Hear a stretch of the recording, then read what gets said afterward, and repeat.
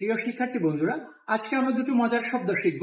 একটি হচ্ছে নলা আর আরেকটি হচ্ছে ঘুড়ি। আচ্ছা, এই শব্দগুলো শেখার আগে আমরা আরো দুই একটি শব্দ দেখে নেই। একটি হচ্ছে গরুর মাংস। গরুর মাংস ইংরেজি হচ্ছে বিফ, আর ছাগলের মাংস ইংরেজি হচ্ছে কি মাটন। মুরগির মাংস হচ্ছে কি চিকেন, আবার মুরগির মাংসকে চিকেন মিটু বলা হয়।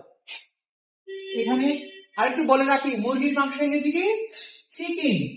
চিকেন বললে শুধু মুরগি না, মুরগির মাংসও বোঝায়। আর মুরগির মাংসকে চিকেন মিটু বলা যাবে।